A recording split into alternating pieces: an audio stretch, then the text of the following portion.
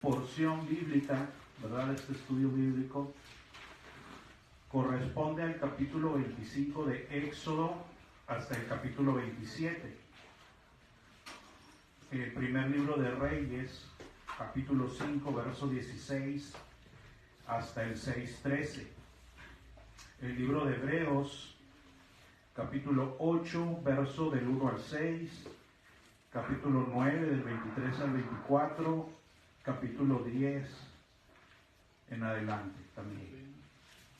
Y otras lecturas no adicionales en este contexto. Inclusive, ¿verdad? El libro de Hebreos está muy entrelazado con toda esta parte del Éxodo, ¿verdad?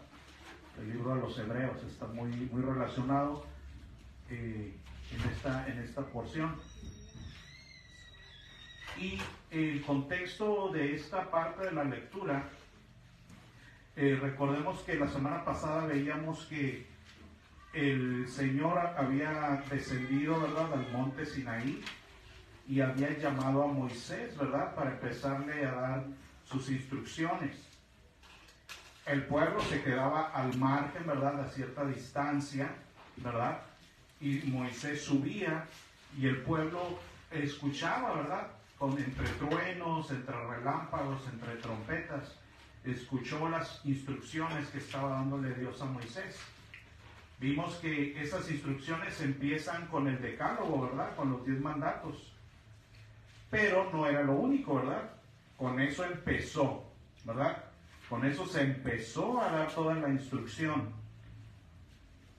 Pero siguió, ¿verdad? Vimos que de la semana pasada, que después del decálogo se empieza a dar leyes para tratar yo a mi prójimo, para cómo voy a convivir con Dios, etcétera. Porque decíamos la semana pasada, así recapitulando, que mientras una persona no viva sola en la Antártida, ¿verdad? Decíamos la semana pasada, mientras eso no suceda, ¿verdad?, todos los demás tenemos vínculos, ¿verdad? Decíamos la semana pasada. Todos los demás estamos vinculados a alguien, ¿verdad? A nuestros hijos, nuestros cónyuges, nuestros padres, abuelos, vecinos, jefes, empleados, conocidos, etcétera, ¿verdad? Toda la humanidad está en vínculo con alguien, tiene una relación con alguien de algún tipo, ¿verdad? Hay vínculo entre esposos, entre hijos, entre hermanos, entre sobrinos, etcétera, ¿verdad? Entre empleador y empleado, etcétera. Todo es vínculo en este mundo, ¿verdad? Y claro que eso también incluye mi vínculo con Dios, ¿verdad? El vínculo que yo tengo con Dios, la relación que tengo con Él. Y para poder que eso se haga en la forma que Dios quiere, vimos que Él arranca dando todas estas instrucciones, ¿verdad? ¿Cómo te vas a comportar conmigo? En primer lugar, no vas a ser idólatra, vas a respetar mi nombre, vas a hacer esto, no harás esto, no le harás esto a tu prójimo, no harás aquello contra tu prójimo, y si lo haces vas a tener que pagar, resarcirle el daño, etcétera. Puras leyes de vínculo, ¿verdad? Puras leyes de vínculos. Porque todo esto está basado en que amarás a tu prójimo como a ti mismo y me amarás a mí sobre todas las cosas. Esa es la raíz del vínculo, ¿verdad? Esas son las raíces de la relación que tenemos para con los demás y para con Dios, ¿verdad? Eso lo empezamos a ver la semana pasada, todas esas leyes, ¿verdad? Todo eso era porque así quiero que vivas, ¿verdad? Siendo consciente de eso y viviendo de esa manera. Entonces, después de dar esa parte de las instrucciones, ¿verdad? También vienen las instrucciones sobre las fiestas, ¿verdad? Las convocaciones, etcétera. Entonces llegamos al capítulo 25, ¿verdad? Moisés sigue recibiendo instrucción. Moisés sigue recibiendo instrucción. Y vamos a ver aquí algo muy, muy importante.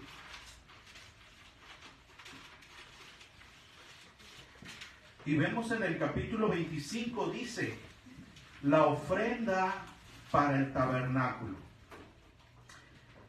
Entonces ya sabemos, recordemos aquí, cuando Israel sale y va a peregrinar por el desierto, se va a erigir un tabernáculo, ¿verdad? Donde se podrá relacionarse con Dios, donde se podrán expiar las faltas, etcétera, porque Él quiere habitar, ¿verdad?, entre los suyos. Y este tabernáculo, recordemos algo, va a acompañar al pueblo en todo su peregrinar del desierto, ¿se acuerdan?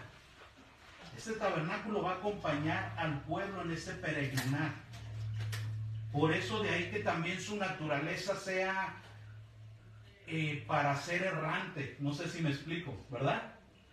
Era un tabernáculo que se podía desarmar, ¿verdad? Dios estaba ahí, pero se movía con ellos.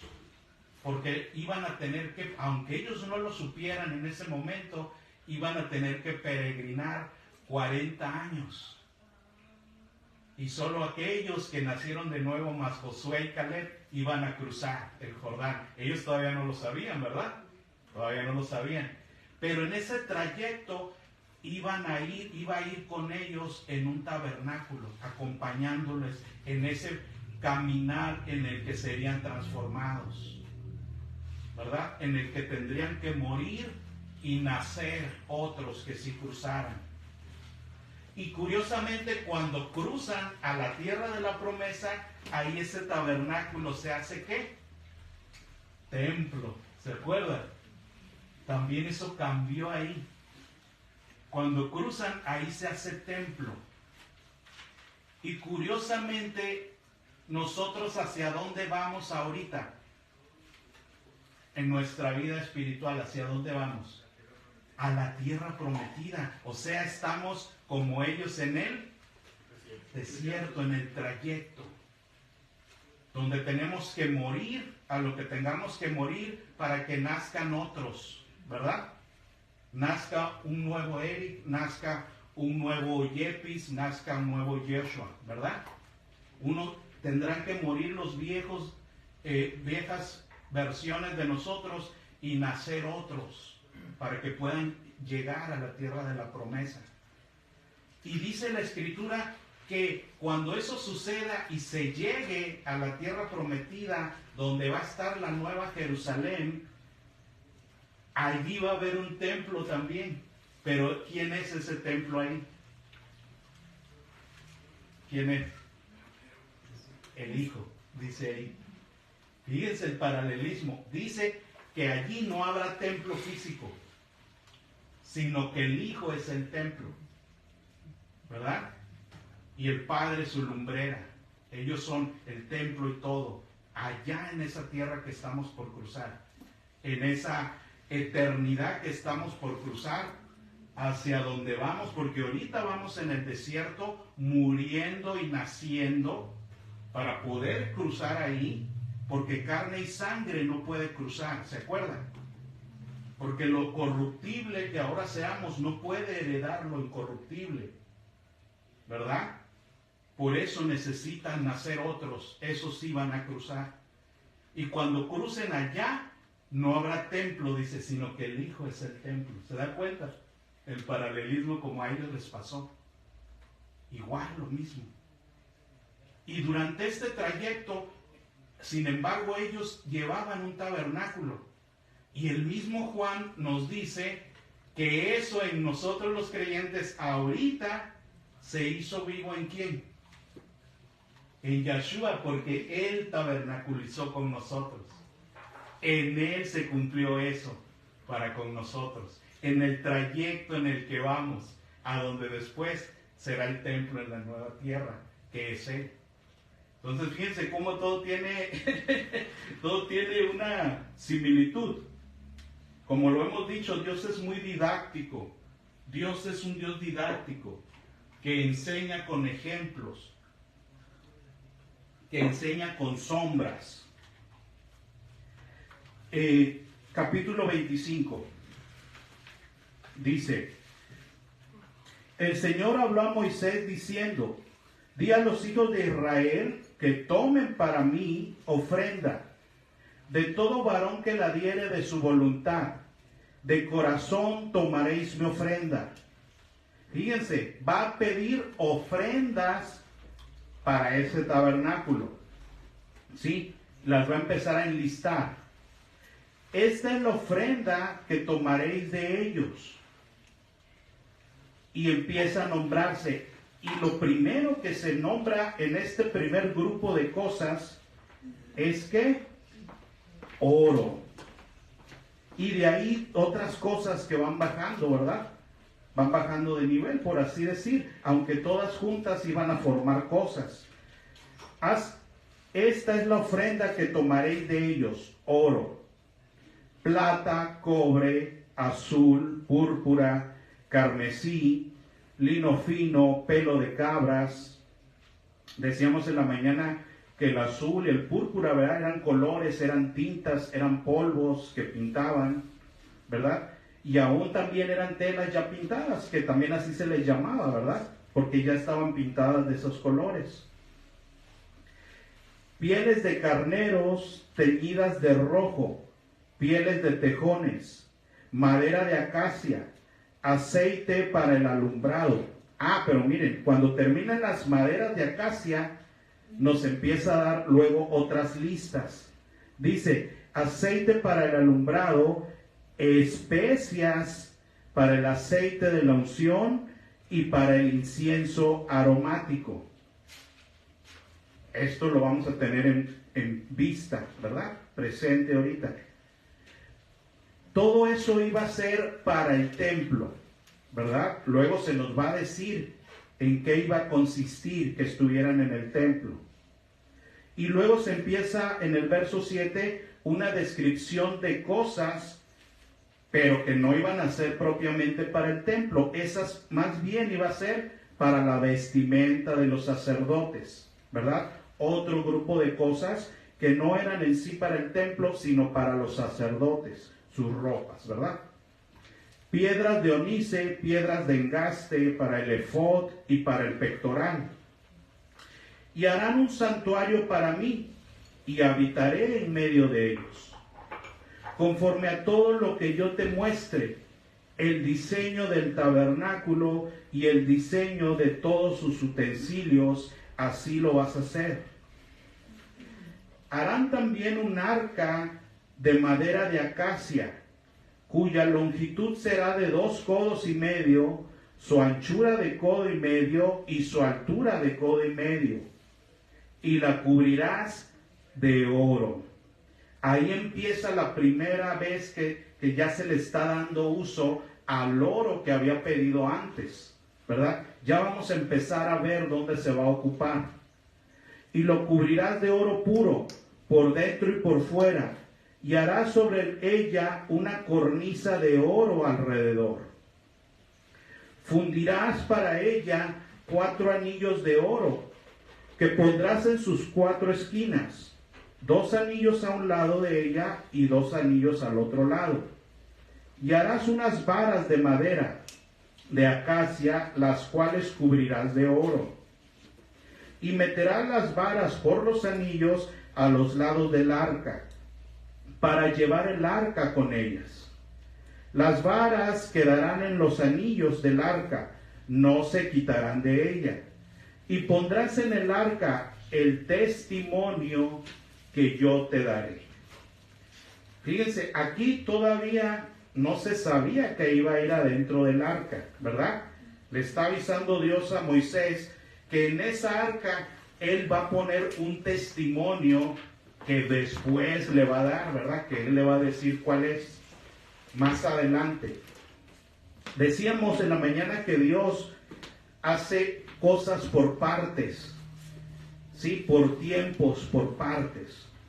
Aquí esta arca, nosotros que ya conocemos la escritura completa, ¿verdad? Ellos en ese momento no sabían lo que iba a suceder, ¿verdad? Después. Pero nosotros ya sabemos qué cosas puso ahí por testimonio adentro del arca. ¿Qué recuerdan que puso? ¿Qué se puso ahí adentro? Las tablas de la instrucción, ¿verdad? Esa fue una de las cosas que se puso ahí por testimonio, o sea, por testigo, ¿sí? El maná. Y la vara de Aarón, ¿qué? resucitó, ¿verdad? Porque era una vara que estaba seca, ¿se acuerdan? Y después cobró vida y dio fruto. ¿Y se acuerdan de qué era esa vara? De almendro. Y esa arca, con ese testimonio para Israel, ¿a quién reflejaba? Con esas tres cosas. A Yeshua, Jesucristo. Porque Él es el que resucitó. La menorá que lo refleja a Él, la menorá que frutos, es una que da flores ¿de qué? De almendro. La menorá da flores de almendro, como esa vara. Y la menorá es Él. ¿Se acuerdan? Esa arca que iba a dar testimonio a los hijos de Israel, profetizaba a Jesucristo dándoles a ellos testimonio. Él es el que iba a resucitar un día, ¿sí? Como esa vara muerta, pero iba a resucitar. En su corazón, adentro, ¿se acuerda que él lo revisaron, lo vieron y todo? Y él cumplió todas las cosas, ¿se acuerdan? No hallaron falta en él. Porque la escritura, la instrucción estaba escrita en su corazón. Él era el arca perfecta donde habitaba la voluntad de Dios, donde estaba la instrucción verdadera escrita, verdaderamente escrita dentro de él, ¿verdad? Y él también es el pan de vida, también, ¿verdad? Entonces todas esas cosas eran él que le iban a dar testimonio a Israel, aunque no lo entendieran todavía, ¿verdad? Aunque no lo entendieron todavía. Y harás un propiciatorio de oro fino, cuya longitud será de 2 codos y medio y su anchura de codo y medio. Harás también 2 querubines de oro, labrados a martillo.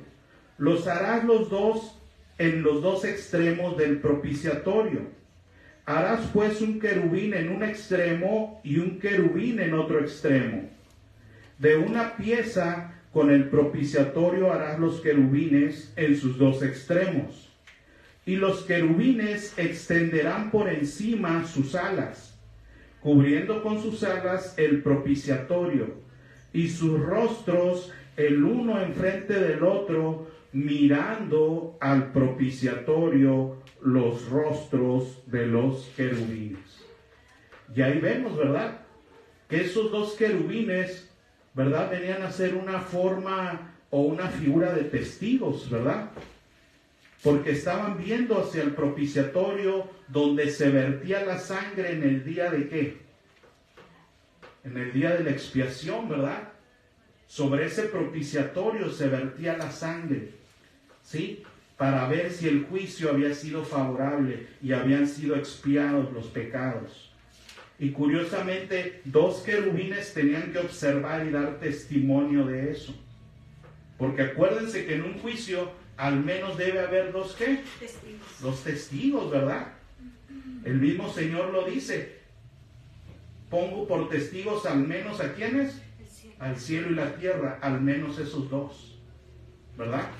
Y aquí también, delante de ese propiciatorio, había 2 testigos siempre, ¿verdad? Esos 2 querubines observando lo que se iba a hacer en el día de la expiación, en ese juicio.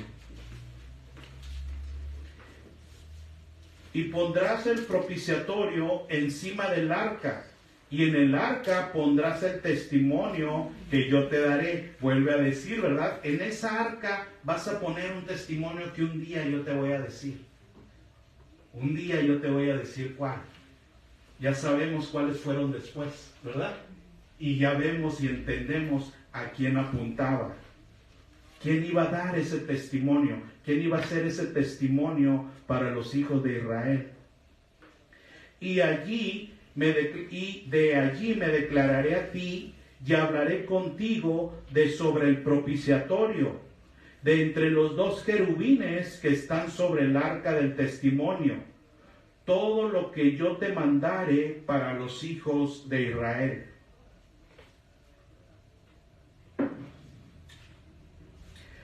Harás asimismo una mesa de madera de acacia. Su longitud será de 2 codos, y de 1 codo su anchura, y de 1 codo su altura, de 1 codo y medio. Y la cubrirás de oro puro. Y ahí vemos, ¿verdad?, que esas cosas sagradas que reflejaban a Jesucristo son las que son cubiertas de oro. ¿Sí? Primero el arca, ¿verdad? Después el propiciatorio, y ahora la mesa de los panes sin levadura. De hecho, el propiciatorio totalmente era de oro fino, ¿verdad?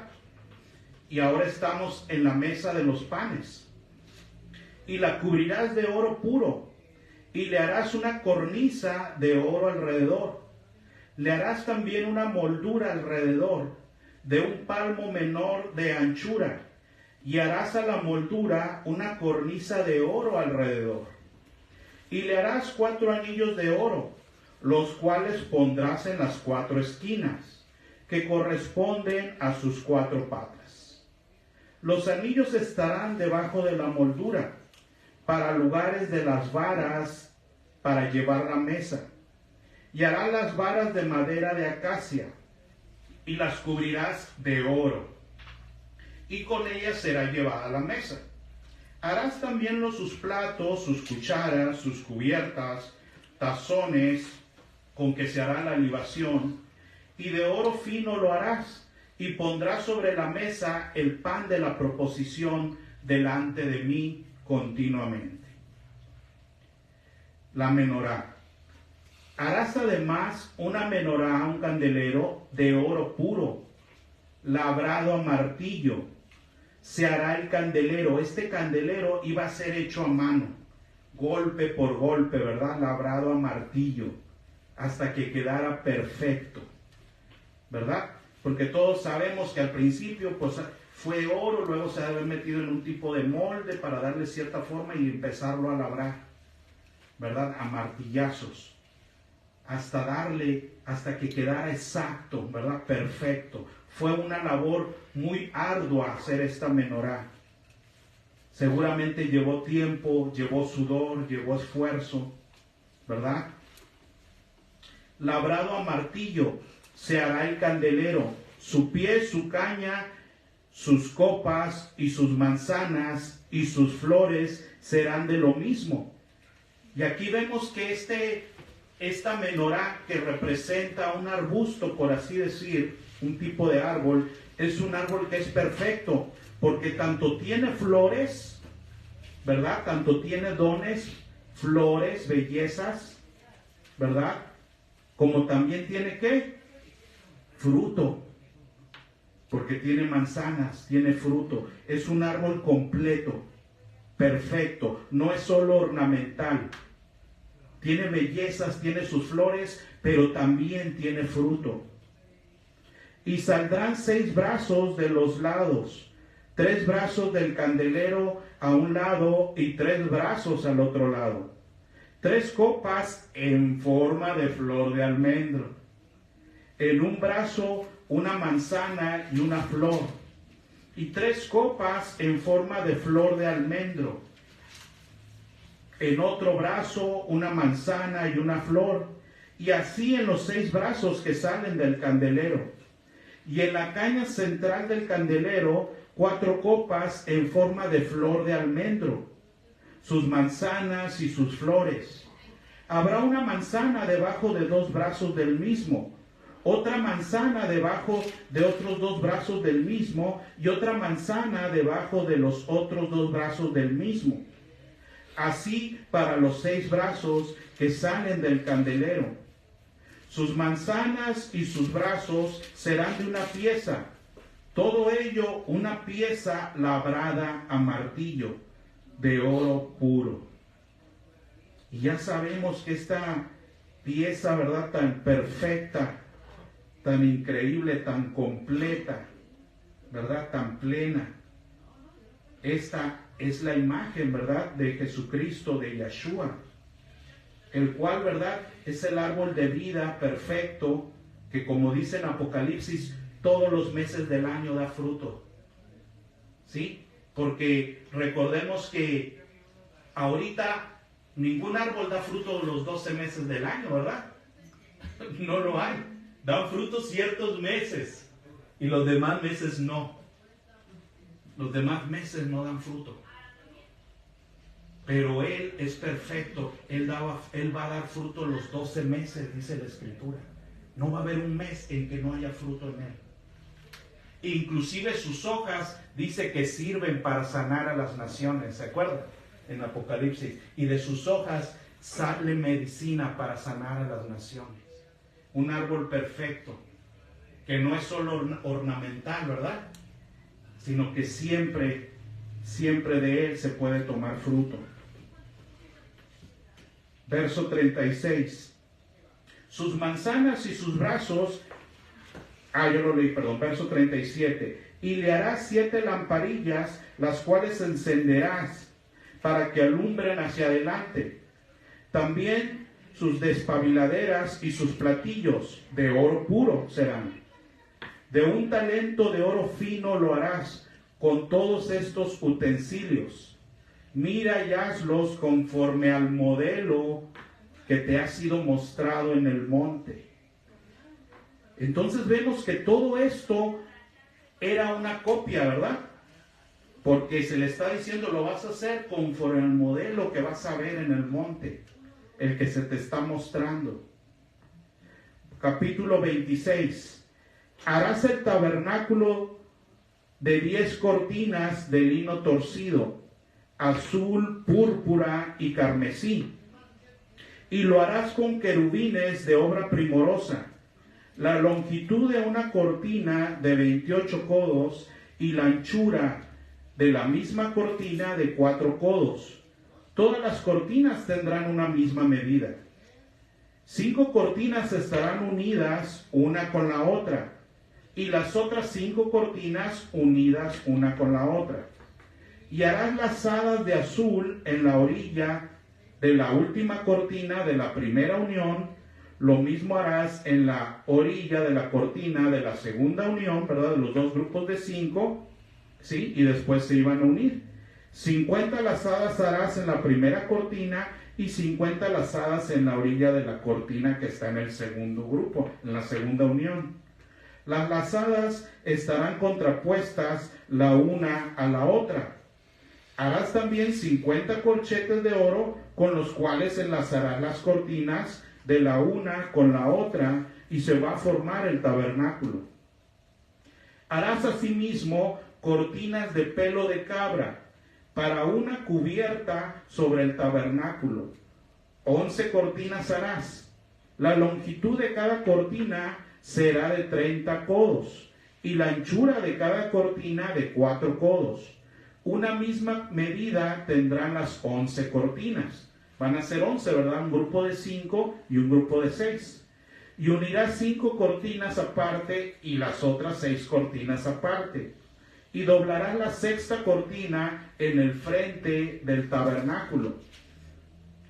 Y harás 50 lazadas en la orilla de la cortina al borde de la unión y 50 lazadas en la orilla de la cortina de la segunda unión. Harás asimismo 50 corchetes de bronce, los cuales meterás por las lazadas, y enlazarás las uniones para que se haga una sola cubierta. Y la parte que sobra en las cortinas de la tienda, la mitad de la cortina que sobra, colgará a espaldas del tabernáculo, y con un codo de un lado y otro codo del otro lado que sobra, a lo largo de las cortinas de la tienda. Colgará sobre los lados del tabernáculo a un lado y al otro para cubrirlo. Harás también a la tienda una cubierta de pieles de carneros teñidas de rojo y una cubierta de pieles de tejones encima. Y harás para el tabernáculo tablas de madera de acacia que estén derechas. La longitud de cada tabla será de 10 codos, y de codo y medio la anchura. 2 espigas tendrá cada tabla, para unirlas una con la otra. Así harás todas las tablas del tabernáculo.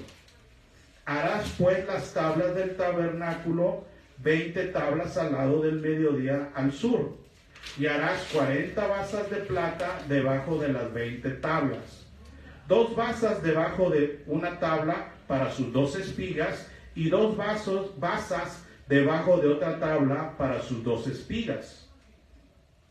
Y al otro lado del tabernáculo, al lado norte, 20 tablas, y sus 40 basas de plata. 2 basas debajo de una tabla y 2 basas debajo de otra tabla. Y para el lado posterior del tabernáculo, al occidente, ¿verdad? El lado posterior, la parte de atrás del tabernáculo daba al occidente. La entrada del tabernáculo daba al oriente, ¿sí? Al norte iban a quedar los panes y la mesa de los panes, y al sur iba a quedar la menorá. Harás además 2 tablas para las esquinas del tabernáculo en los 2 ángulos posteriores, las cuales se unirán desde abajo y asimismo se juntarán por su alto con un gozne. Así será con las otras 2, serán para las 2 esquinas.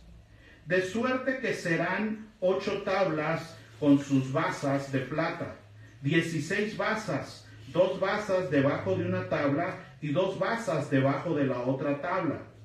Harás también 5 barras de madera de acacia para las tablas de un lado del tabernáculo, y 5 barras para las tablas del otro lado del tabernáculo, y 5 barras para las tablas del lado posterior del tabernáculo al occidente. Y la barra de en medio pasará por en medio de las tablas de un extremo al otro. Y cubrirás de oro las tablas y harás sus anillos de oro para meter por ellos las barras. También cubrirás de oro las barras. Y alzarás el tabernáculo conforme al modelo que te fue mostrado en el monte. También harás un velo de azul púrpura, carmesí y lino torcido. Será hecho como obra primorosa, con querubines, y lo pondrás sobre 4 columnas de madera de acacia, cubiertas de oro, sus capiteles de oro, sobre basas de plata. Y pondrás el velo debajo de los corchetes, y meterás allí del velo adentro el arca del testimonio. Y aquel velo os hará separación entre el lugar santo y el lugar santísimo. Y vemos, ¿verdad?, que ahí se iba a poner ese velo de separación, el cual no iba a permitir, ¿verdad?, que se viera un camino hacia el lugar santísimo, ¿verdad? Todos los demás sacerdotes podrían entrar hasta cierto nivel, pero solo el sumo sacerdote una vez al año podría penetrar en ese camino que estaba cubierto con ese velo, velado, ¿verdad?, para poder llegar al lugar santísimo. Verso 34. Pondrás el propiciatorio sobre el arca del testimonio en el lugar santísimo, ¿verdad? Y ya vemos esta separación que había, y como hemos dicho, ¿verdad?, la semana pasada también, que eso fue patente desde que salió Israel de Egipto, porque decíamos que lo mismo hizo el Señor en el Sinaí, ¿verdad? Cuando ellos iban a llegar al Sinaí a encontrarse con Dios, hubo una distancia que ellos no podían cruzar. Y Él puso ahí un ¿qué? Un cerco. ¿Se acuerdan? Y que el que cruzara ese cerco caería ¿qué? Muerto. No lo podrían cruzar. Desde lejos iban a oír. Desde lejos iban a ver. Pero no iban a poder acercarse a Dios. Había un perímetro que no podían cruzar, que solo Moisés y Aarón, cuando a Aarón se le requiriera, dijo el Señor, le permitiría subir. ¿Se acuerdan? Aarón, que era figura de un sumo sacerdote. ¿Se acuerdan? Entonces lo mismo había hecho patente el Señor desde que llegaron al Sinaí, que el camino hacia Él estaba velado, ¿verdad? Había un camino que no se podía traspasar. El que lo traspasara, ¿qué? Moriría. ¿Sí? Algo similar ahora, pero ahora en el tabernáculo, ¿verdad? Lo que hemos dicho, Dios es didacta, ¿sí? Por eso Pablo lo entendía, ¿verdad? Dice, Y pondrás la mesa fuera del velo, y el candelero enfrente de la mesa al lado sur, y pondrás la mesa al lado norte. Harás para la puerta del tabernáculo una cortina de azul púrpura y carmesí, y lino torcido, obra de recamador. Y harás para la cortina 5 columnas de madera de acacia, las cuales cubrirás de oro, con sus capiteles de oro, y fundirás 5 basas de bronce para ellas. Capítulo 27.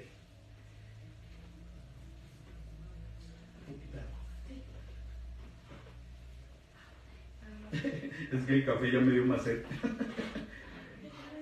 Perdón.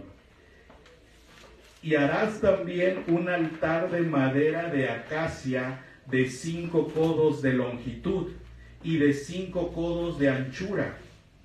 Será cuadrado el altar y su altura de 3 codos. Ahora se va a describir el altar de bronce. Ya se describió lo interno, ¿verdad? Lo que estaba más sagrado hacia adentro, empezando de adentro hacia afuera, ¿verdad? La descripción empezó de adentro hacia afuera, del lugar más sagrado, donde estaba lo más sagrado, que era el arca, de la cual era figura, como ya vimos, de Jesucristo, ¿verdad? Apuntaba hacia él. Y de allí empezó la descripción hacia lo exterior, hacia afuera. Y ahora se nos está describiendo el altar de bronce que iba a estar en el atrio donde se iban a hacer los sacrificios. Y le harás cuernos en sus 4 esquinas. Los cuernos serán parte del mismo y lo vas a cubrir de bronce. Harás también sus calderos para recoger la ceniza y sus paletas y sus tazones. Ay, muchas gracias. Muchas gracias.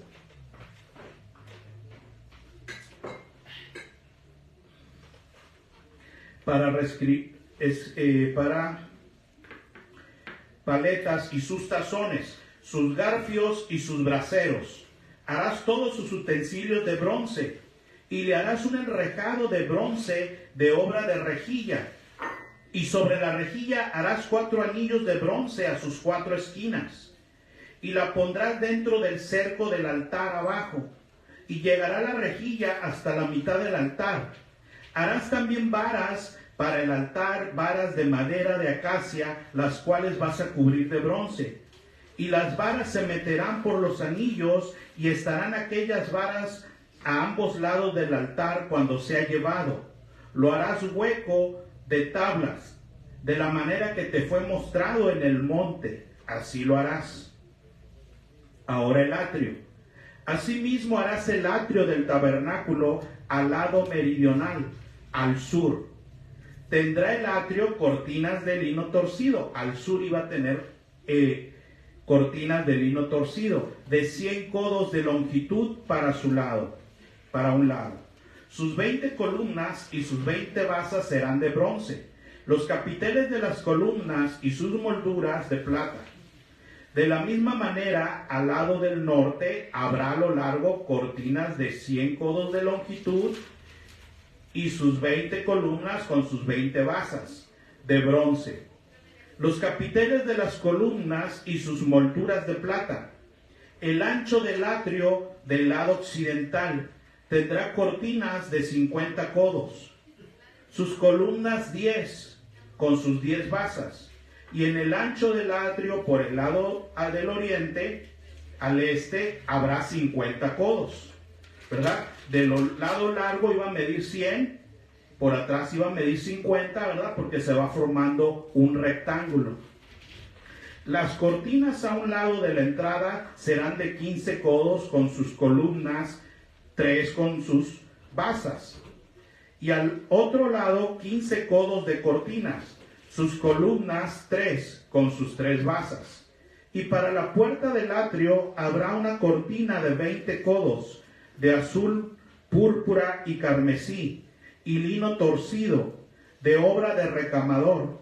Sus columnas 4 con sus 4 basas. Todas las columnas alrededor del atrio estarán ceñidas de plata, sus capiteles de plata y sus basas de bronce. La longitud del atrio será de 100 codos y la anchura de 50. Lo que decíamos, ¿verdad? Se forma un rectángulo. 100 codos de largo por 50 de ancho. Por un lado y 50 por el otro. Y la altura de 5 codos. Sus cortinas de lino torcido y sus basas de bronce. Todos los utensilios del tabernáculo en todo su servicio y todas sus estacas. Y todas las estacas del atrio serán de bronce.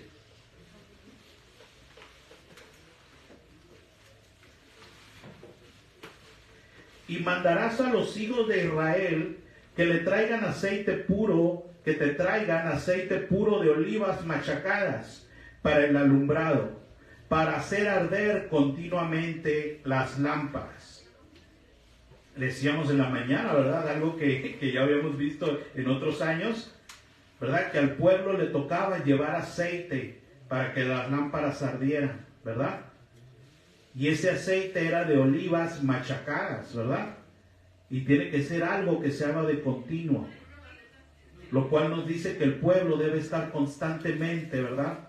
Trabajando para Dios, ¿verdad? Proveyendo ese aceite con sus vidas para que las lámparas estén ardiendo. Aunque eso, ¿verdad? Inmiscuya que esos olivos deban ser machacados, ¿verdad? Pero esa es la realidad. Si no se machacan las olivas, no hay aceite, ¿verdad? Eso es una realidad. Tienen que ser trituradas. ¿Alguien ha visto un molino de esos? Yo lo he estudiado así nada más de lejos, ¿no? Porque pues no tengo uno. Agarraban las olivas, ¿verdad? Las ponían en una cama, por así decir, y luego con una piedra de molino las iban aplastando. Y luego ponían otra cama de olivas y otra aplastada, hasta que iban compactándola y empieza a escurrir el aceite. Y luego todo eso que cae, lo dejan todavía un tiempo para que se separe lo que no es aceite del aceite, de todos esos jugos que salen, ¿verdad? Los dejan ahí un tiempo y se hace la separación y ya recogen lo que es aceite y todo lo demás ya lo desechan, ¿verdad? Entonces el proceso de obtener aceite no es sencillo, no es fácil, lleva tiempo, lleva esfuerzo. Las olivas tienen que ser trituradas, ¿verdad? Pero no hay otra forma para que den aceite. Verso 21. Y en el tabernáculo de reunión, afuera del velo que está delante del testimonio, las pondrás en orden, Aarón y sus hijos, para que ardan delante del Señor, desde la tarde hasta la mañana, como estatuto perpetuo de los hijos de Israel por sus generaciones. Capítulo 28. Las vestiduras de los sacerdotes. Muy bien. Eso, hasta ahí llegamos, ¿verdad? Ahorita. Y ¿se acuerdan cuando al principio de esta lectura se pidió las ofrendas para el templo? Ya vimos en qué se iba a usar el oro, porque se acuerdan que el oro encabezaba un grupo de cosas, la plata, el bronce, la madera, ¿verdad? Pero el oro era lo que encabezaba eso. Y ya vimos en qué se usó, ¿verdad? Pero cuando se pidieron esas ofrendas, también se pidió ¿qué? ¿Alguien recuerda? ¿Dónde estamos? Oro, plata. No. Después de ese grupo. La casa Después de ese grupo. Se pidió las especias. Y se pidió las especias para el aceite. Y se pidió el incienso. ¿Se acuerdan? Después, en los capítulos que sigue, se va a seguir viendo para qué es todo lo que se había pedido. Ya vimos para qué fue el oro y lo que seguía del oro. Pero vámonos al capítulo 30 del mismo libro de Éxodo para saber qué pasó con lo otro.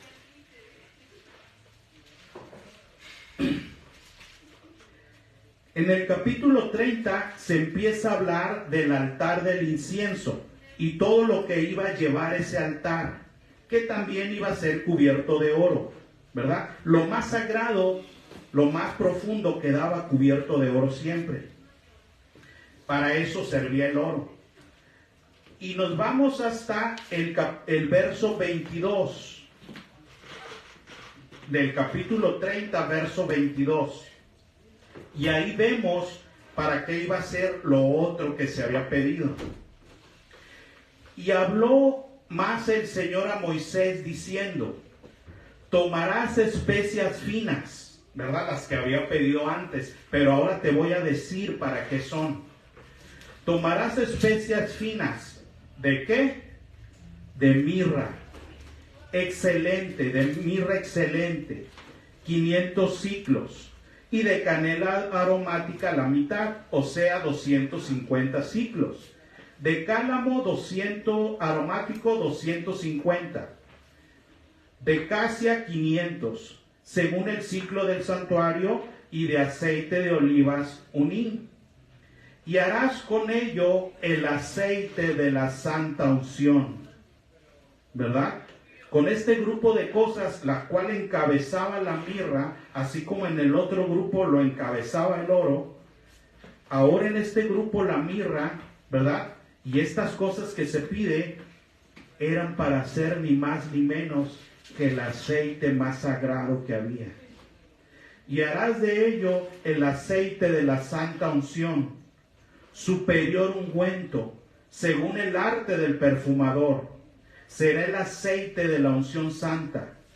Con él ungirás el tabernáculo de reunión, el arca del testimonio, la mesa de todos con todos sus utensilios, el candelero con todos sus utensilios, el altar del incienso, el altar del holocausto con todos sus utensilios, y la fuente y su base, ¿verdad? La fuente redonda que luego viene más adelante. Y así los consagrarás, y serán cosas santísimas. Todo lo que tocar en ellos será santificado. Ese aceite era para ungir, para consagrar y santificar. Ungirás también a Aarón y a sus hijos, y los consagrarás para que sean mis sacerdotes. Ese aceite era el que a ellos los iba a habilitar para poder ser sacerdotes. Ese aceite los iba a habilitar para poder hacer lo que tenían que hacer. Los podía consagrar. Sin ese aceite no serían consagrados.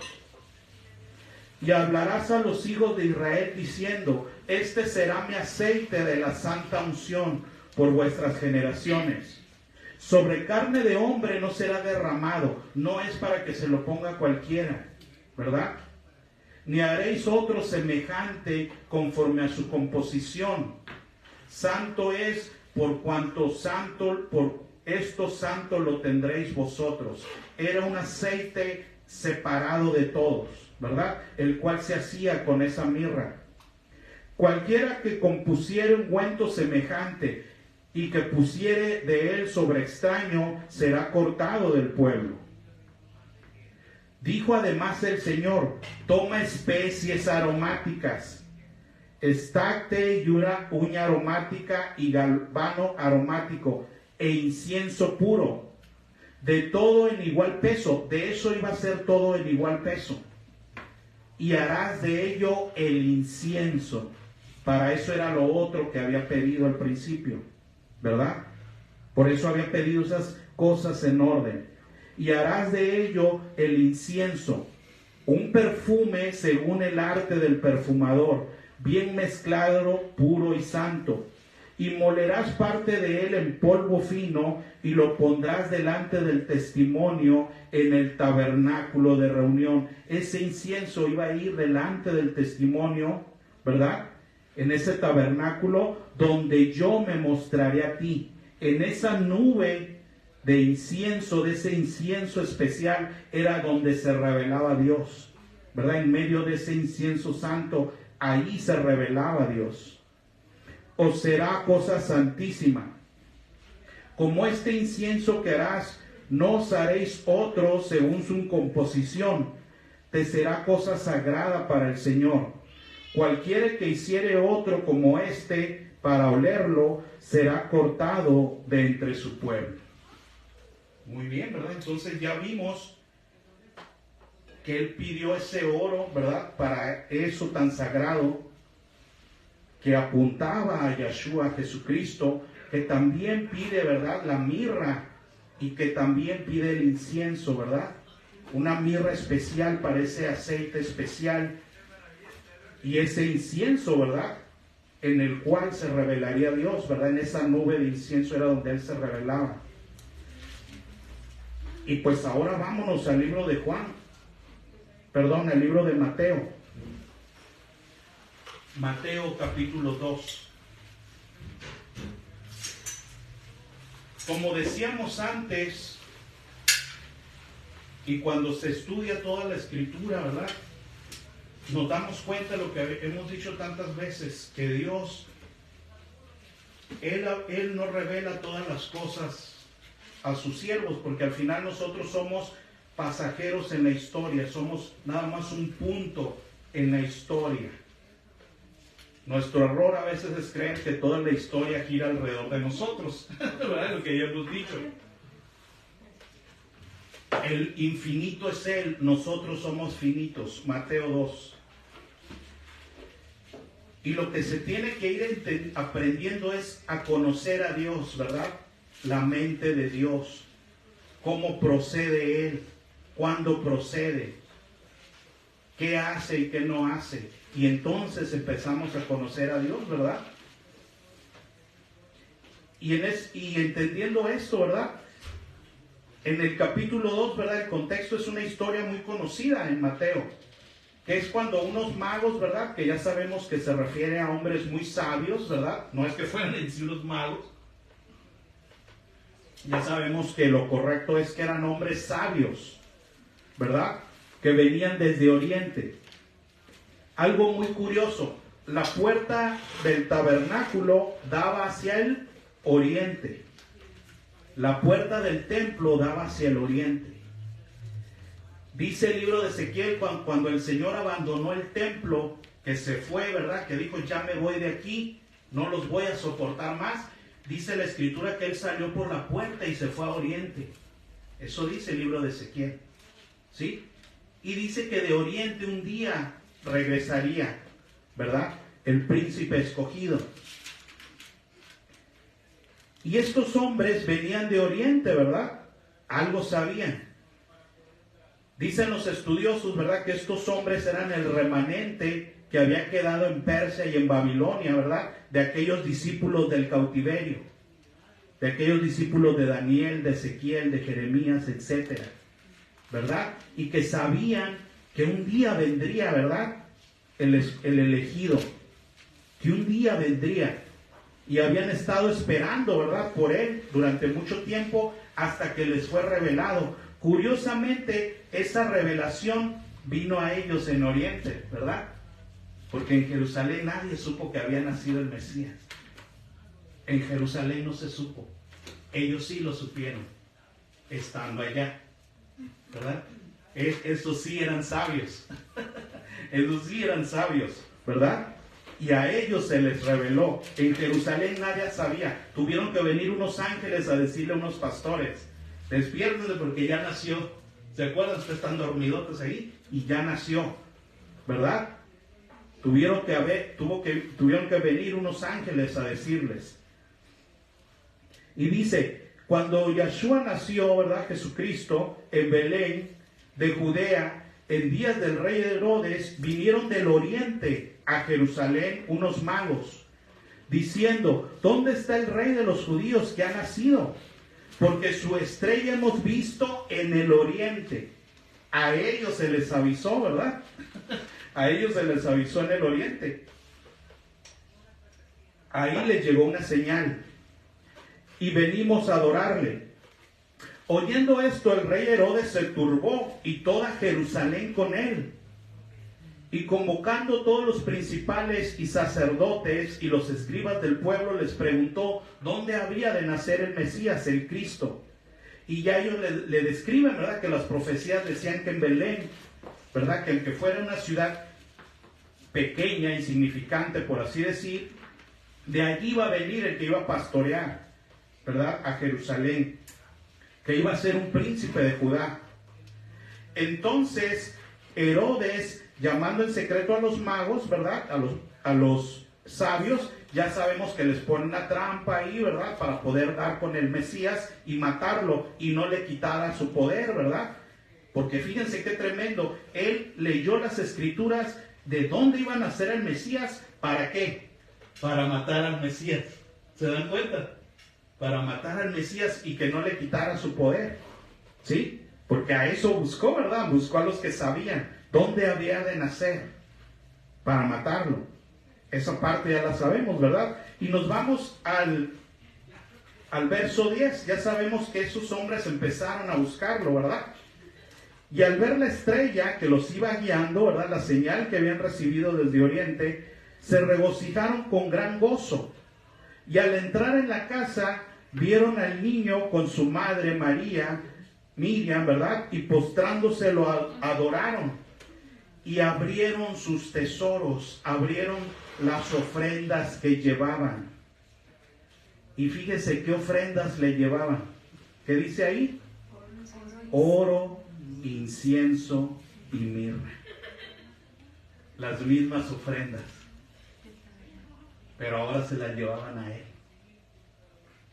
¿verdad? Ahora se las llevaban a él. Y en ese tiempo había templo y no fueron al templo a llevárselas, se las llevaban a él. ¿Sí? Hombres sabios que sabían que él era todo lo que apuntaba el templo. Porque se acuerdan, ya lo dijimos, lo que era el arca, ¿verdad? Con ese testimonio. Porque él era esa arca. Él era el pan de vida. Él era esa vara que reverdeció, que resucitó, que parecía muerta y nadie daba. Él era el que resucitó para ser sacerdote para siempre. ¿Se acuerdan? Porque de aquel que resucitara la vara sería el sacerdote. ¿Se acuerdan? Él era esa menorá de almendro y esa vara de almendro, ¿verdad? En él estaba escrita la voluntad de Dios en su corazón, cumplida perfectamente, que nadie halló falta en él. ¿Se acuerdan? Que nadie pudo hallar falta en él. Él era todo ese testimonio cumplido para los hijos de Israel. Él era eso. Y todo ese oro que apuntaba al templo, todo ese incienso que era esa mirra para ungir, de donde sale ese aceite, todo que habilita a los demás, todo ese incienso que te permite que se te revele Dios, todo eso apuntaba a él. Y estos hombres que en verdad eran sabios, lo sabían. Lo sabían ellos. Y no fueron al templo, fueron a buscarlo a él. ¿Verdad? Al entrar en la casa, vieron al niño con su madre María, y postrándose lo adoraron y abrieron sus tesoros, ¿verdad? Las ofrendas que llevaban. Y le ofrecieron presentes, oro, incienso y mirra.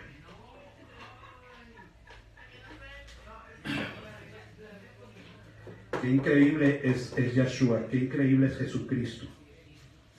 ¿Sí?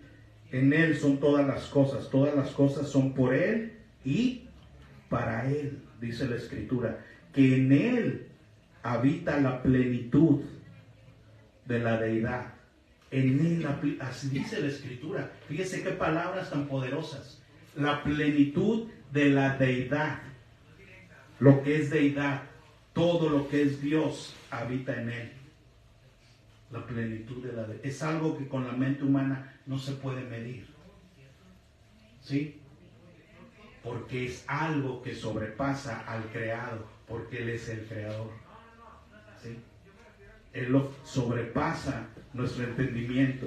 Es algo que es al nivel del espíritu, ¿verdad? Por eso Pablo decía lo que decía, ¿verdad? El que era maestro de todos, ¿verdad? Que sabía perfectamente todo lo que estaba escrito. Entonces, fíjense qué tremendo es esto.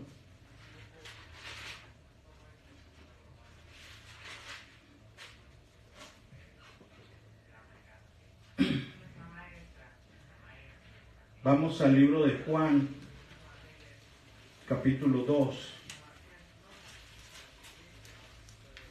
¿verdad? Donde el Mesías da testimonio que había un templo, ¿verdad? Que era el que sería destruido, pero levantado por Dios. Al final los otros templos los levantaron hombres. Aún por instrucción de Dios, sí, pero eran levantados por hombres, hechos con manos humanas. Mas, sin embargo, en el libro de Juan, ¿verdad?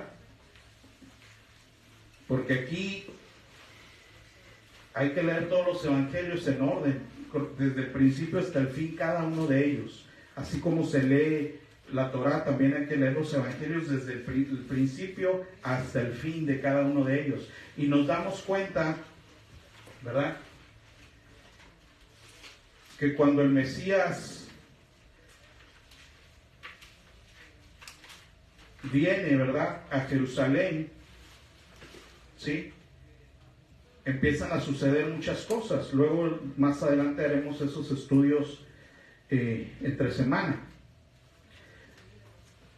Capítulo 2, verso 18. El contexto es que el Mesías había llegado a Jerusalén y luego había ido al templo a limpiarlo porque el templo estaba sucio, estaba corrompido. Al final, tanto este templo como el primer templo se corrompieron. ¿Sí se acuerda de eso? Porque en el primer templo, aún al profeta Ezequiel, Dios le tiene que revelar que tras un muro, ¿se acuerda?, los ancianos y todos los demás estaban cometiendo idolatría. No sé si se acuerdan. ¿Sí? Que nadie sabía, pero lo estaban haciendo. Y que por él, y que el que lo sabía era Dios, ¿se acuerda? Al final, los dos templos se habían corrompido. El Mesías llega y encuentra este templo corrompido, porque el único templo sin corromper era Él, ¿verdad? Él era el templo perfecto, el que no tenía corrupción. Y cuando empieza a amonestarlos por esto, le dicen en el verso 18, y los judíos le respondieron, ¿qué señal nos muestras tú por qué haces estas cosas, verdad? Porque él empezó a reprenderlos ahí por ese templo corrompido. Y la señal que ellos pidieron y la señal que ellos decían, el que pedían, él les contestó y les dijo, destruid este templo y en 3 días lo levantaré, ¿verdad? Destruyan este templo y la señal es que lo voy a levantar en 3 días. Y dijeron luego los judíos, en 46 años fue edificado este templo y tú en 3 días lo levantarás. Mas él hablaba del templo de su cuerpo, ¿verdad? Porque él era el templo esperado, ¿verdad? Por eso esos sabios lo sabían. Esos sabios sí lo habían entendido. Ahora, vámonos al libro de Hebreos,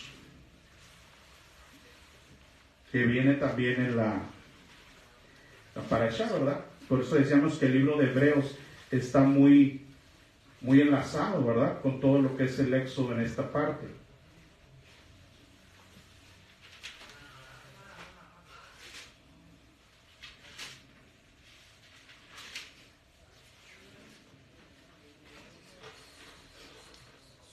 Porque al final todos los templos que se han hecho en la tierra, aunque sea por instrucción de Dios, en realidad apuntan y son imagen de algo más. ¿Sí? Esto solo fue entendido, ¿verdad?, a través de Yeshua, de Jesucristo y su obra. Ver capítulo 8. Dice, libro de Hebreos, por eso es para los hebreos, ¿verdad? Ahora bien, el punto principal de lo que venimos diciendo es que tenemos tal sumo sacerdote, el cual se sentó a la diestra del trono de la majestad de los cielos.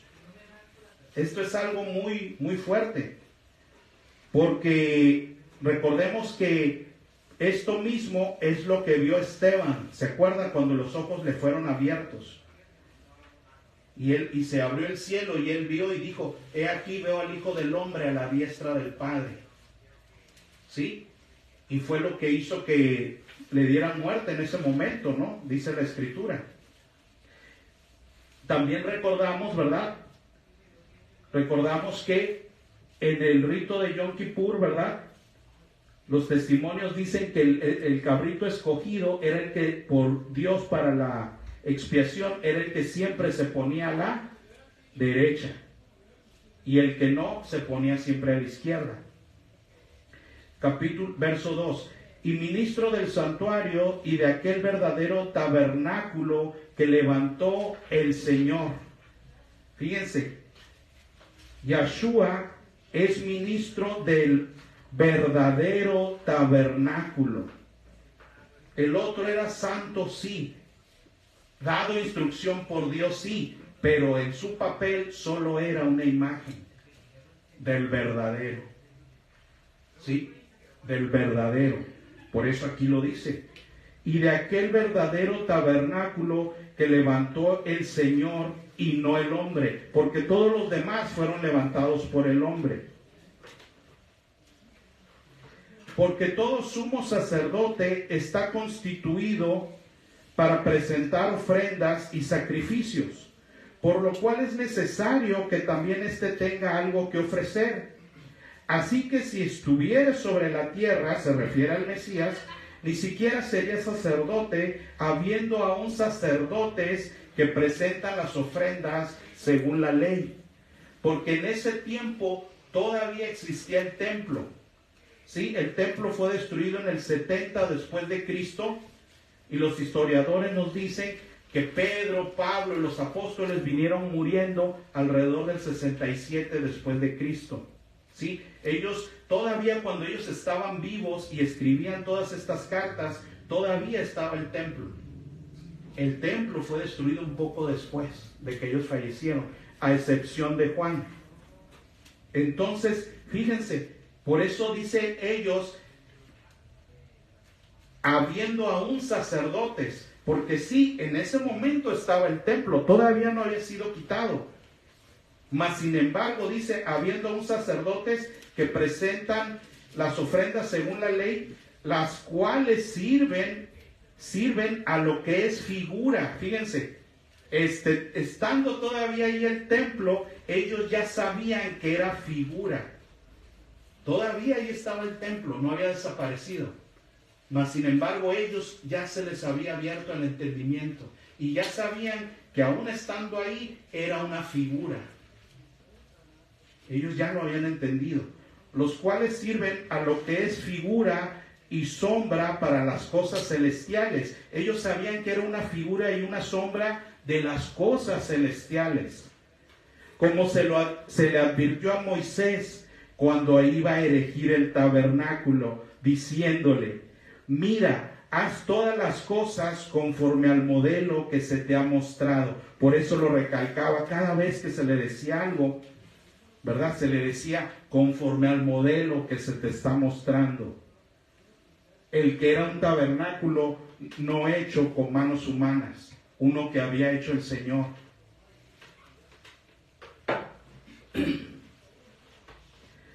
Mira, haz todas las cosas conforme al modelo que se te ha mostrado en el monte.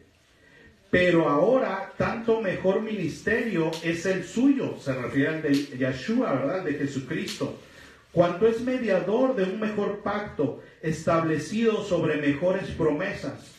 Porque si aquel primero hubiera sido sin defecto, ciertamente no se hubiera procurado lugar para el segundo. Porque reprendiéndolos dice: he aquí vienen días, dice el Señor, en que estableceré con la casa de Israel y la casa de Judá un nuevo pacto, uno nuevo. Y como dicen los versos anteriores, en él, ahora en él. ¿Sí? Por eso empezó con eso lo anterior. En él sería ese nuevo pacto. No como el pacto que hice con sus padres, el día que los tomé de la mano para sacarlos de la tierra de Egipto, porque ellos no permanecieron en mi pacto, y yo me desentendí de ellos, como dice el Señor. Por lo cual, este es el pacto que haré con la casa de Israel después de aquellos días, dice el Señor. Pondré mis leyes en la mente de ellos y sobre su corazón las escribiré. Lo que había sido hecho en Yeshua, ¿se acuerdan? Como esa arca, ¿verdad? Donde adentro de él estaba la ley de Dios, ¿verdad? Ahora algo similar era lo que seguía en nosotros, ¿verdad? Porque esta siempre fue el deseo de Dios. ¿Se acuerdan que en Génesis el Señor dice que quiere hacer al hombre conforme a qué? Conforme Él es Él, conforme a su imagen, conforme a su semejanza. Y eso se quebró, ¿verdad? Y ahí vino la promesa desde el Edén para restablecer eso que Él había prometido desde el principio, desde el jardín, ¿verdad? Y sobre su corazón las escribiré y seré a ellos por Dios. Y ellos me serán a mí por pueblo. Y ninguno enseñará a su prójimo, ni ninguno a su hermano, diciendo, conoce al Señor, porque todos me conocerán, desde el menor hasta el mayor de ellos, porque seré propicio a sus injusticias, y nunca más me acordaré de sus pecados y sus iniquidades. Al decir nuevo pacto, ha dado por viejo el primero, y lo que está por viejo, será por viejo, y se envejece, está próximo a desaparecer. Ahora bien, aún el primer pacto tenía ordenanzas de culto y un santuario terrenal. Porque el tabernáculo estaba dispuesto así. En la primera parte, llamada el lugar santo, estaba el candelero, la mesa y los panes de la proposición. Tras el segundo velo estaba la parte del tabernáculo llamado el lugar santísimo, lo cual vimos, ¿verdad?, en la descripción del Éxodo, el cual tenía un incensario de oro y el arca del pacto cubierta de oro por todas partes, en la que estaba una urna de oro que contenía el maná, la vara de Aarón que reverdeció y las tablas del pacto. Y sobre ella los querubines de gloria que cubrían el propiciatorio, de las cuales no se puede ahora hablar en detalle, ¿verdad? Porque pues todo eso ya lo vimos en el Éxodo, que es mucho. Y así dispuestas estas cosas, en la primera parte del tabernáculo entran los sacerdotes continuamente para cumplir el oficio del culto. Pero en la segunda parte, solo el sumo sacerdote una vez cada año, no sin sangre, la cual ofrece por sí mismo y por los pecados de ignorancia del pueblo, dando el Espíritu Santo a entender con esto que aún no se había manifestado el camino al lugar santísimo. Eso que se había hecho ahí en el tabernáculo era un mensaje que se estaba dando, con el cual el Espíritu de Dios estaba manifestando que no había camino al lugar santísimo, con ese velo, con todas esas restricciones. Es lo que dice ahí, que con eso el Espíritu de Dios nos estaba diciendo eso, dando el Espíritu Santo a entender con esto que aún no se había manifestado, aún no, el camino al lugar santísimo, entre tanto que la primera parte del tabernáculo estuviese en pie, lo cual es símbolo para el tiempo presente, según el cual se presentan ofrendas y sacrificios que no pueden hacer perfecto en cuanto a la conciencia al que practica este culto. Fíjese, mientras la primera parte, ¿verdad?, estuviera, era un símbolo de que también en ese momento no se podía accesar al lugar santísimo, mientras eso estuviera de pie. Pero llegó un momento en que eso ya no estuvo de pie, ¿se da cuenta? Porque Dios lo quitó. Porque mientras estuviera en pie, el mensaje es que no había camino. Ya que consiste solo de comidas y bebidas, de diversas abluciones y ordenanzas acerca de la carne, impuestas hasta el tiempo de reformar las cosas. Pero estando ya presente, ahora que ya está presente, lo cual no estaba antes. Por eso el Espíritu daba ese mensaje, que el camino estaba cerrado mediante ese velo, hasta que eso fuera removido, como después dijo. Pero estando ya presente Yahshua, Cristo, sumo sacerdote de los bienes venideros, por el más amplio y más perfecto tabernáculo, uno superior, con todo lo que era el otro, con todo lo que Dios había dispuesto, era una imagen de uno superior, más amplio, más perfecto, no hecho de manos, es decir, no de esta creación, y no por sangre de machos cabríos ni de becerros, sino por su propia sangre. Entró una vez y para siempre en el lugar santísimo, habiendo hecho eterna redención. Nos está diciendo, como todo lo que le dijo a Moisés en el Éxodo, imagen de otro tabernáculo que él había visto, uno que había hecho Dios, celestial, superior a todos los de la tierra, aunque Dios diera las instrucciones de los de la tierra. Eran imágenes de uno superior y perfecto, dice ahí, más perfecto, no hecho por manos humanas, no de esta creación, en el cual también había un lugar santísimo, del cual el otro era solo una imagen puesta por el Espíritu, para darnos a entender que no se había abierto un camino para poder accesar a Dios. ¿Sí? Y dice que en ese lugar santísimo que estaba ahí en el cielo esperando, entró ¿quién? Yahshua, una sola vez y para siempre, cuando él murió, y fue y hizo ahí arriba la expiación, de la cual las otras expiaciones solo eran ¿qué? Imágenes. A ese lugar santísimo del cielo él nunca había entrado, porque solo entró esa vez, una vez, ¿verdad? Y nunca volver a entrar.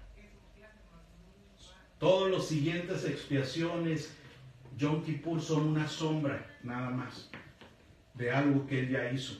Fíjense qué curioso. Los Yom Kippur antes de que él muriera eran sombra. Y los Yom Kippur después de su muerte también son sombra. ¿Se da cuenta? Porque el Yom Kippur que era necesario, él lo hizo cuando murió. Una sola vez. Nunca antes había entrado y nunca más entrará. ¿Sí? Cuando él entró a ese lugar para llevar a cabo la eterna redención. Fíjense qué tremendo es eso. ¿Sí? Qué increíble es eso.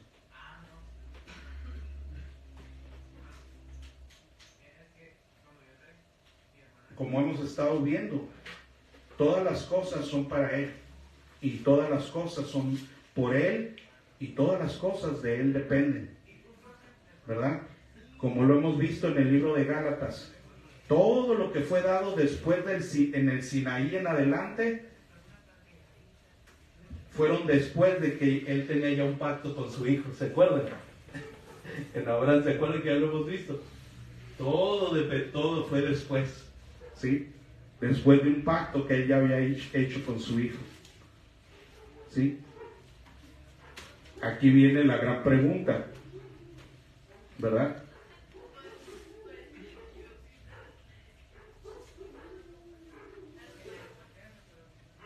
Lo más crucial del templo, o la necesidad más profunda que satisfacía el templo, era que ahí era el único lugar en donde se podía hacer ¿qué? La expiación, ¿verdad? El sacrificio de la expiación. También se oraba y se hacían otras cosas, claro, pero la prioridad, el porqué de su existencia, era porque ahí era donde se hacía la expiación. Y cuando esa expiación ya se hizo, porque todo apuntaba hacia el día que Jesucristo la haría, esa necesidad quedó satisfecha, ¿verdad? Esa necesidad quedó satisfecha por Él. Qué increíble es eso. Por eso 70 años después, fíjense, hasta 70 años, un periodo de gracia, ¿verdad? Que también nos habla de Dios. 70 años después de eso, fue removido. Aún estaba el templo cuando Pedro nos dice algo en Primera de Pedro 2:4. Porque como les digo, los apóstoles murieron antes del 70 después de Cristo, después de Yeshua. Y el templo fue movido en el 70.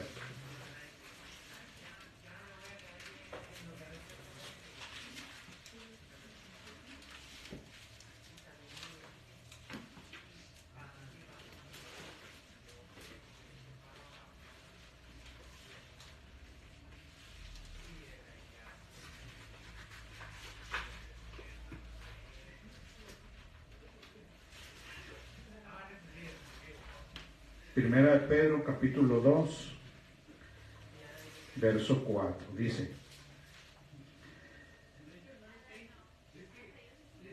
acercándonos a él, piedra viva, desechada ciertamente por los hombres, más para Dios escogida y preciosa, ¿verdad? Él es la piedra viva, el fundamento vivo. Porque se acuerda que ya lo vimos en una parasha que Jacob escogió una piedra en la cual puso de fundamento, la cual apuntaba a Cristo. ¿De acuerdo? Desde ahí, ¿verdad? Cuando Jacob puso un fundamento, ¿se acuerdan? Lo vimos ya en una parasha. Dice: mas para Dios escogida y preciosa, vosotros también como piedras vivas, ser edificados como casa espiritual de Dios y sacerdocio santo. Casa y sacerdocio, todo lo que había ahí, para ofrecer sacrificios espirituales aceptables a Dios por medio de Yeshua, de Jesucristo. Por lo cual también contiene la Escritura: he aquí pongo en Sión la principal piedra del ángulo, escogida y preciosa, y el que creyere en él no será avergonzado. Para vosotros pues los que creéis en él es precioso, pero para los que no creen, la piedra que los edificadores desecharon es la piedra del ángulo, y piedra de tropiezo y roca que hace caer. Porque tropiezan en la palabra, siendo desobedientes, a los cuales también fueron destinados. Se refiere a todos aquellos que desecharon al Mesías, que desecharon esa piedra. ¿Sí? Entonces fíjense, en Él es la piedra, Él es el templo vivo. Y en Él nosotros somos hechos templos vivientes, donde ahora habita Dios, donde ahora en Él se hacen sacrificios. ¿Sí? Donde ahora nuestras vidas le presentarán de continuo sacrificio a Dios. Porque Pedro lo está diciendo esto, aunque todavía estaba el otro templo. En ese momento todavía estaba el otro templo, como se lo dije. Y sin embargo ya no se refiere a ese. Ya se refiere a Yeshua y a los que creen en Él. Entonces fíjense, ¿qué cosa tan grandiosa tenemos en Yeshua, en Jesucristo? ¿Qué cosa tan grandiosa tenemos en Él? Aquellos que buscan a Dios, que claro que quieren estar en paz con Él, que claro que lo anhelan, que claro que lo necesitan, pero que no tienen al Mesías. La única opción que tienen en su entendimiento es que haya templo, ¿verdad? Porque en su entendimiento es el camino. Porque si no tengo cómo congraciarme con Dios, no tengo dónde ponerme a cuentas con Él, no tengo dónde mis pecados sean expiados, no tengo cómo acercarme a Él. Por eso de ahí, claro que necesito el templo, pero porque ellos no tienen al Mesías, ¿sí? Porque a ellos les falta esa parte.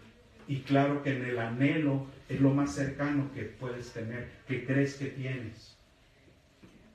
Pero ya no es así. Porque ahora para acercarse al Padre, todo es a través del Hijo. porque así Él lo determinó. ¿Sí? Fíjense, eso es lo que tenemos en Yeshua. Todo lo que otros anhelan y desean, en Él lo tenemos. Fíjense, qué tremendo es eso. Nunca eso salga de nuestro corazón, de nuestra mente. Nunca salga eso. ¿Sí? Nunca lleguemos a desvalorar quién es Yeshua, quién es Mesías, y creer que necesitamos lo otro. Cuando dice la Escritura que todo eso era para apuntar hacia Él. Apuntar hacia Él. ¿Sí? Muy bien. Pues vamos a orar para pasar a lo siguiente. Señor, te damos gracias por este día de reposo, por lo que has hablado en nuestras vidas. Te damos gracias por lo que ha hecho tu Hijo, aunque nos lleva toda la vida a entenderlo, Señor. Todo lo que Él ha hecho por nosotros, todo lo que hiciste en Él, todo lo que has depositado en Él. Te damos gracias, Señor, por esto. En el nombre de tu Hijo, Yeshua.